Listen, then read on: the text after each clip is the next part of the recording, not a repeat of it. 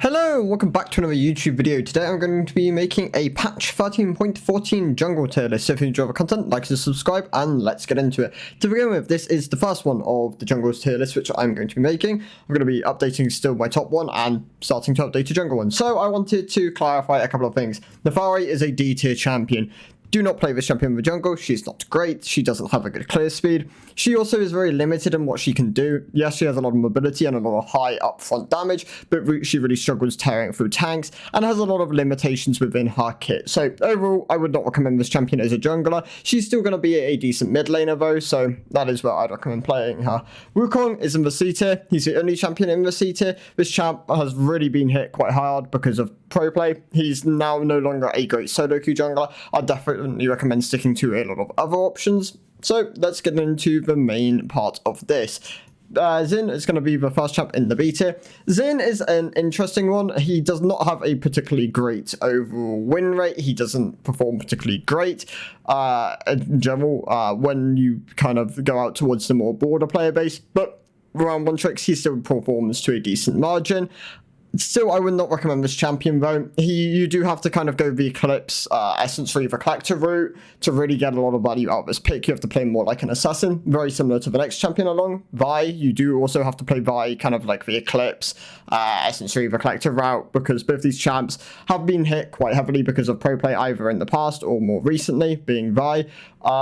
And yeah, in turn, their kits definitely kind of benefit from having bonus AD ratios, where having these skills which benefit from a lot of AD, really being valuable towards lethality, stuff like this, making them quite powerful if you do build this route, but only towards like a maybe borderline S tier. If you go very like Gore Drinker, Divine Sunder, or Triforce options, they tend to fall back down. They don't perform great as bruisers. They do like perform better as assassins. So moving on, Zed is going to be the first champ here. I'm going to put him alongside Talon and Kiana. All three of these champs have kind of interesting ways where they are mostly just going to be strong when you one trick them and you kind of take them from mid into the jungle.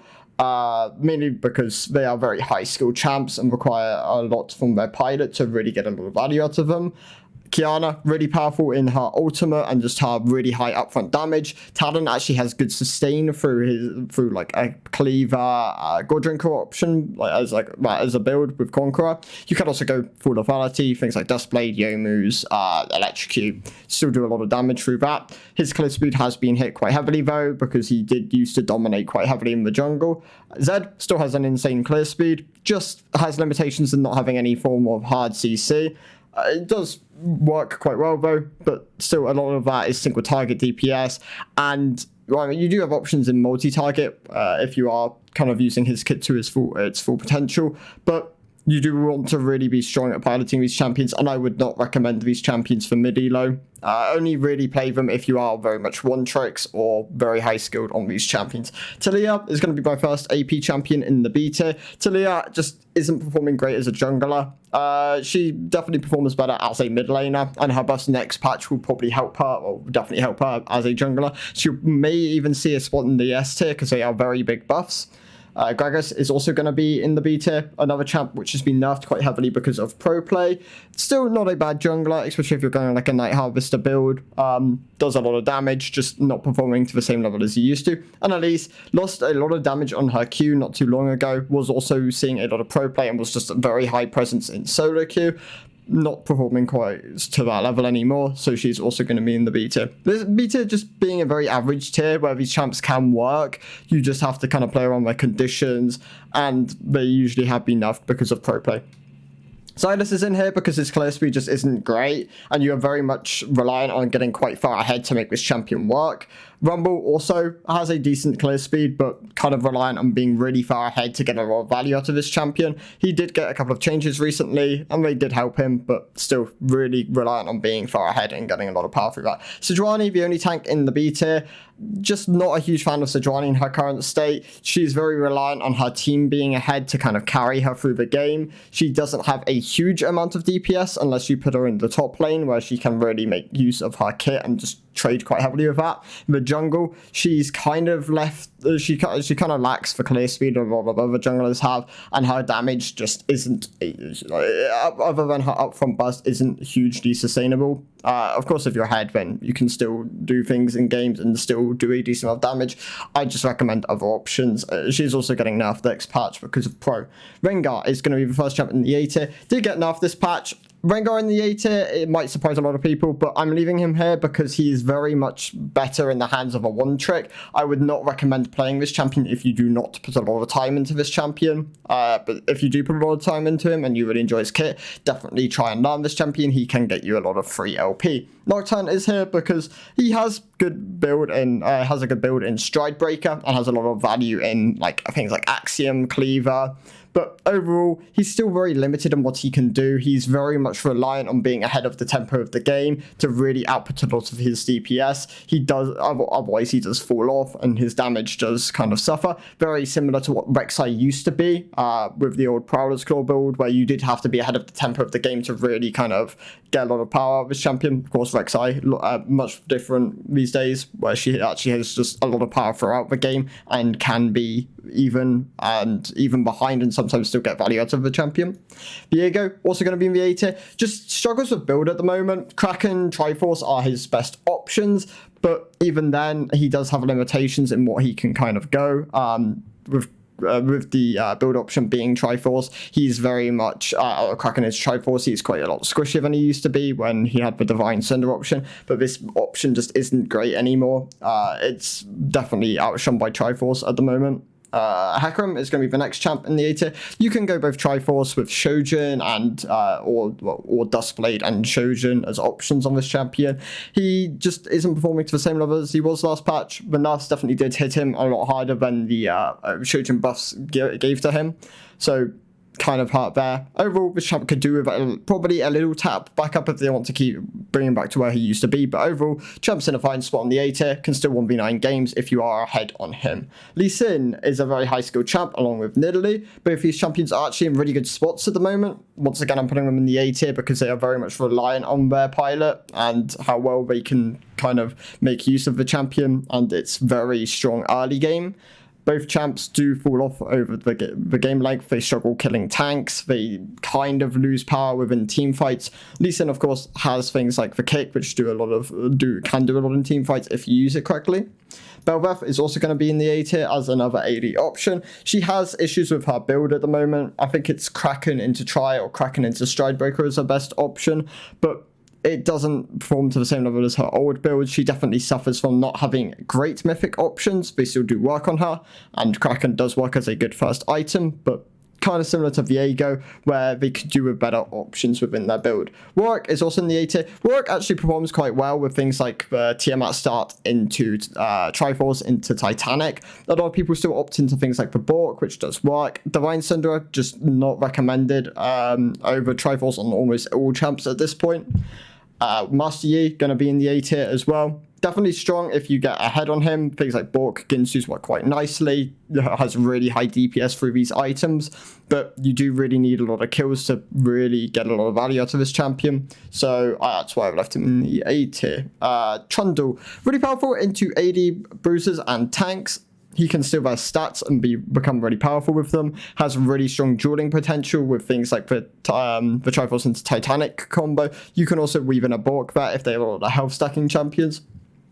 Skarner, also going to be in the A tier. Really powerful with Triforce and Cleaver. He has not a huge amount of options. I wouldn't really recommend going tank on Skarner unless you are not particularly confident in your ability to carry games and you're very much looking for that isolated pick potential.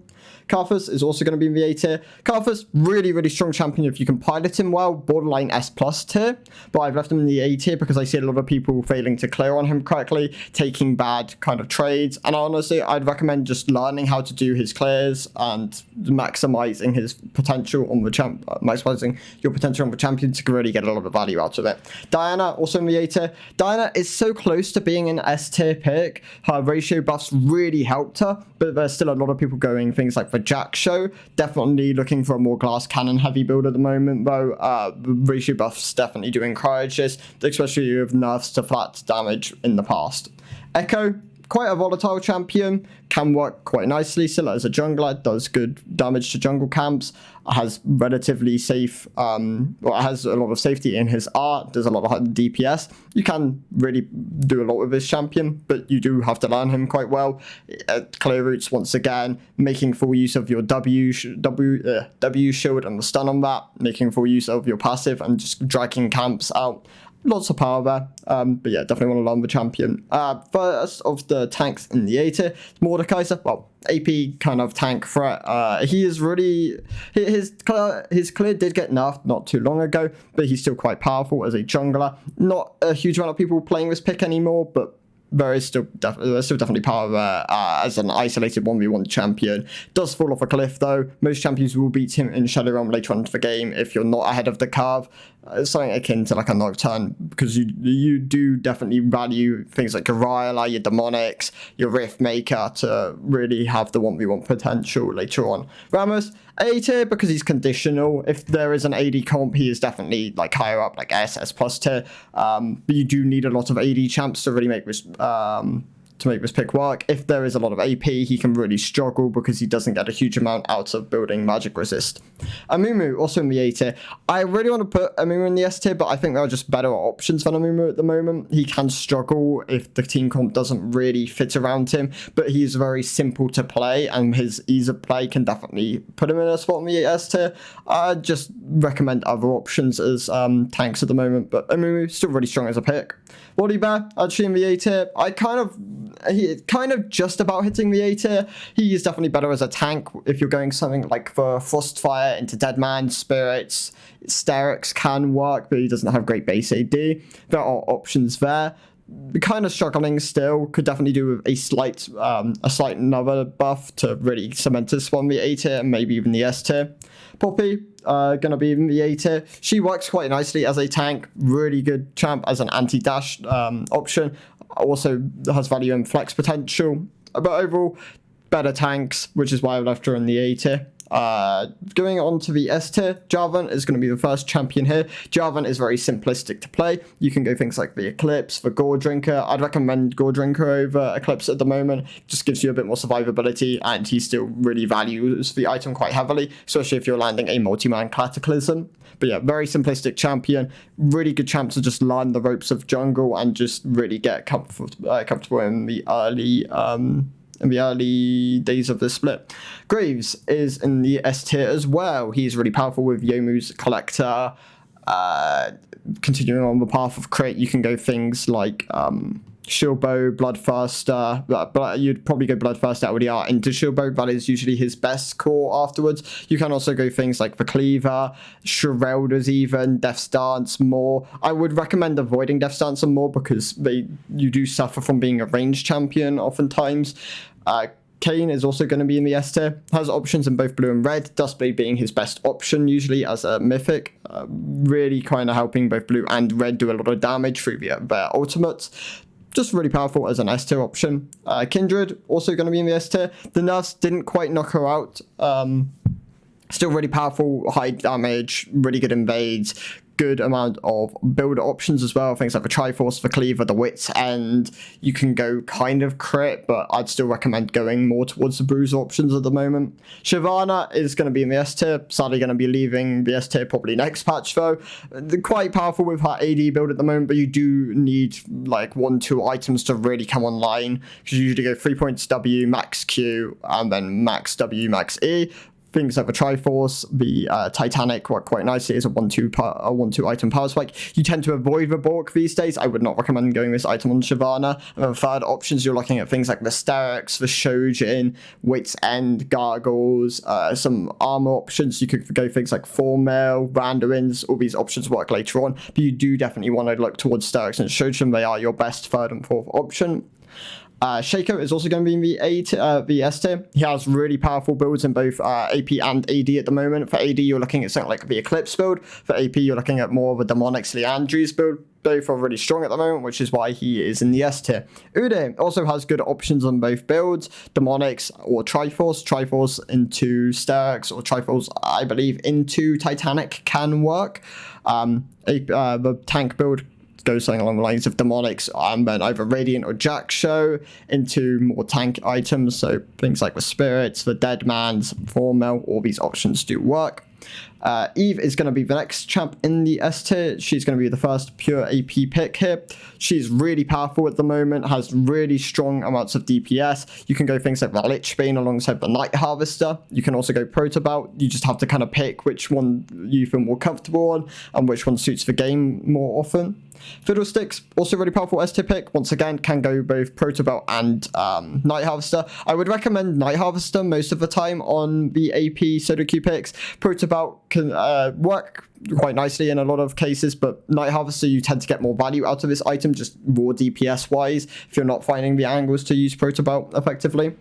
Lydia, really powerful pick at the moment, has options in Demonics and then Leandries, and then you can go, I'm pretty sure you do have to go mostly AP these days, so things like the Cosmic Drive work quite nicely on this champion, Leandries, well not Leandries, Rylai, Rabadons. You don't tend to pick up a Void stuff because you do a level of true damage and you can just kind of power the rest of your items. So there are options there. You can of course still go Zhonya's. That item does work quite nicely on her. Maokai is going to be my first S tier pick tank. He's really powerful, simple to play, has really good ultimate. Phase Rush makes him quite safe as well. You can go things like Demonics into full tank, or you just skip the Demonics and just go full tank. Things like Even Shroud, Radiant Virtue, these items work quite nicely on him. And then you can build into things like Full Mail and other options like that. Zac is going to be the next pick in the S tier. Zac really powerful at the moment. Things like Even Shroud and Radiant both work really nicely on him as well. Sunfires also works quite nicely on this champion. There are other good options in like Spirits, Fawn. Yeah, once again, this champ really powerful at the moment, does a lot of AP damage as well as being a really strong tank. So for Nunu is actually really powerful if you can play him correctly. Champ does have a bit of a learning curve, especially if you're looking to get a lot of value out of it. Using the ultimate effectively, be like chain ganking the correct lanes, really looking to abuse your early game power and damage can be quite important in this champion. Things like Protobelt do work on him, but I definitely recommend going more towards the tank angle. Things like Sunfires into like Radiant do work quite nicely in this champion. He does fall off later on into the game as he doesn't quite have the damage to support killing people unless you're like really kind of like sprinkling a lot of AP in. Things like Demonics and Darksil and Medjai's come to mind. For the S plus tier, Karthus kind of reigns supreme. Well, it doesn't really reign supreme. Karthus is just a really powerful AD assassin. Is a bit more safe than a lot of the other picks and can clear and just be really powerful and do a lot of DPS. Of course, things like the Dustblade and the Youmu's are quite valuable in this champion. Rek'Sai is probably the best AD pick on the patch. Still has been nerfed twice and still performs really well. Really high DPS, really safe in the amount of sustain she has. Good clear speed. Doesn't fall off as hard as she used to as well, which is one of the kind of like winning, one of the ways of countering her, just letting the game go on for a long time. But she's really powerful building things like Stride Breaker, Cleaver, you can get more, Sterix, Death Stance, GA, all these options work quite nicely on Rek'Sai. And then, last but not least, you have Ivan. Ivan, still really powerful with the Night Harvester build. You can, of course, go more of a supportive build with things like the Shurelias and the Echoes of Helia, I believe. But yeah, Night Harvester, really powerful on this champion, has really strong interactions with Daisy. They are nerfing it next patch, which is kind of unfortunate, but Ivan did need nerfs, so that's kind of good to see. But overall, those are my thoughts on the jungle tier list. There are probably things you disagree with. I'd be happy to hear what you have to say. But yeah, if you enjoy my content, like, subscribe, and I'll see you in the next one. Goodbye.